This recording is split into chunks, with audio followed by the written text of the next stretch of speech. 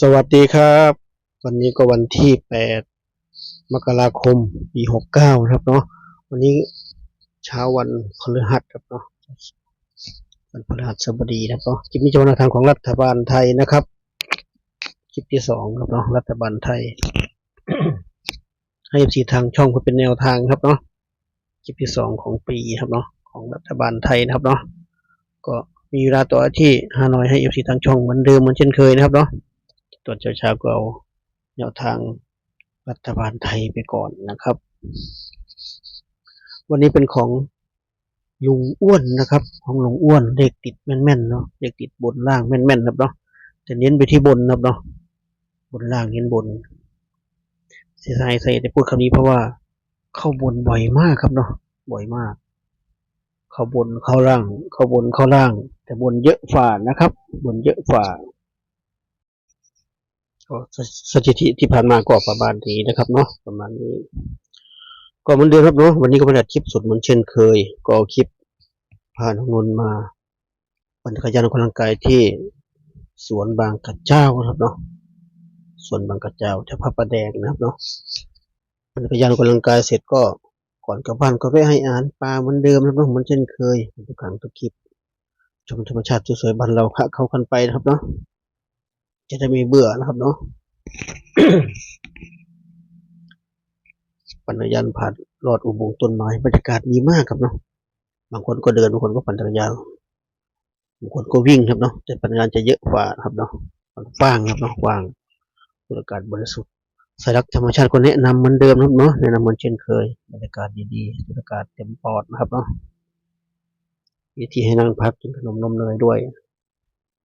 สายรักธรรมชาติแนะนำพิมพ์เลยครับเนาะพิมพ์สวนบางกระเจ้าเนาะเฉพาะประแดงใครอยู่ใกล้เคียงหรือสายรักธรรมชาติก็มาได้นะครับเนาะจักรยานเช่า40 บาทเด็กก็30ปั่นได้ทั้งวันนะครับเนาะปั่นหายากเลยเดี๋ยวใครมีจักรยานตัวเองก็มาปั่นเองได้เลยครับเนาะตัวเองเหมาะมือขวาก็เอามาได้เลยก็ถือว่ามาเที่ยวก็ได้เดินทางก็ได้ในตัวเหมือนเดิมครับเนาะเหมือนทุกครั้งทุกคลิปนะครับเป็นวิธีแนวทางครับเนาะก็ดูแนวทางงวดที่แล้วของลุงอ้วนก่อนครับเนาะลุงอ้วนงวดที่แล้วลุงอ้วนที่ผ่านมา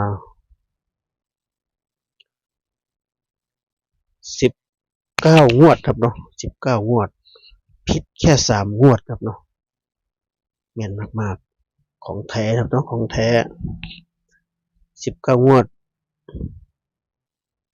ที่ผ่านมาผิดแค่3 งวด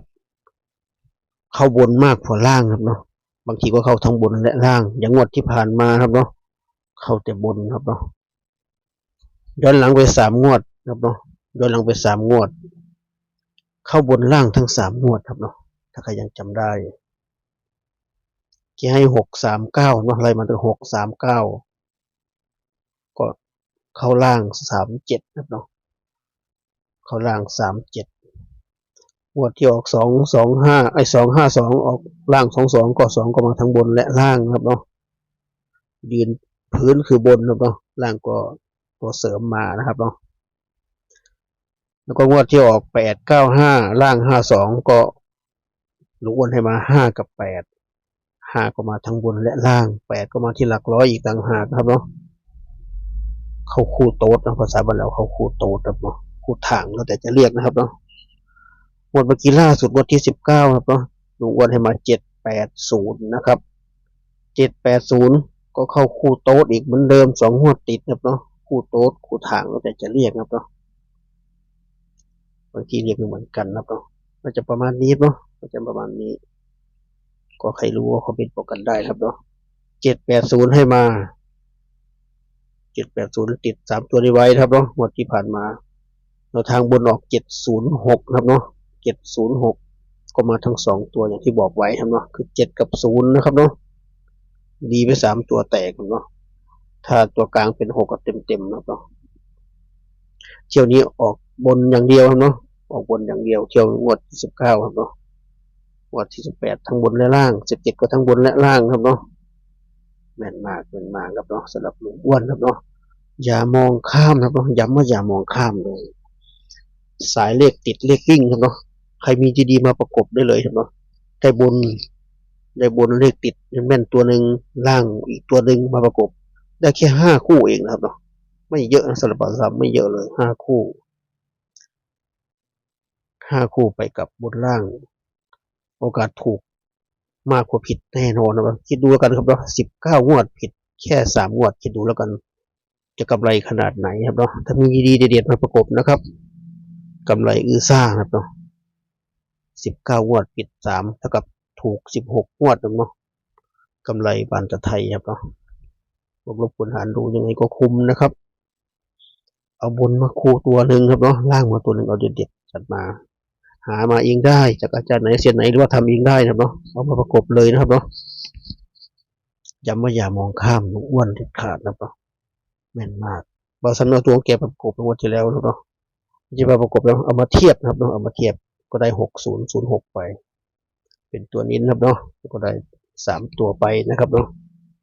เที่ยวนี้ดูครับว่าจะชนกับบ่าวสารคามไหมลุ้นไปด้วยกันนะครับเนาะลุ้นไปด้วยกันใครสะดวกจดไว้นะครับสะดวกแคปก่อนเราแคปเหมือนเดิมครับเนาะแคปทุกคลิปนะครับพยายามฟังให้จบนะครับเนาะพยายามฟังให้จบวันนี้วันที่20นะครับเลขติดบนล่างเป็นแม่น2 ตัว3 ตัวมา2 ตัวหรือ3 ตัวมาตัวนะครับเนาะวันนี้มี603นะครับ603ตรงกับใจใครไหมตรงใจใครก็จัดไปครับเนาะจัดไปติด3 ตัวนี้ไว้ครับเนาะมีลุ้นแน่นอนครับเนาะบนล่าง3 ตัวมาตัว3 ตัวมา2 ตัว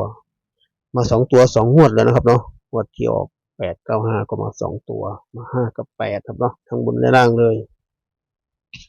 งวดเมื่อกี้ก็มา70มาทั้งบนและล่างครับเนาะเข้า10หน่วงเข้า10กับ100นะครับเนาะ10 100บนนะครับวันนี้603จัดไปครับเนาะจัดไปส่วนตัวบ่าวสามชอบนะครับเพราะว่าตรงกับบ่าวสารคามเลย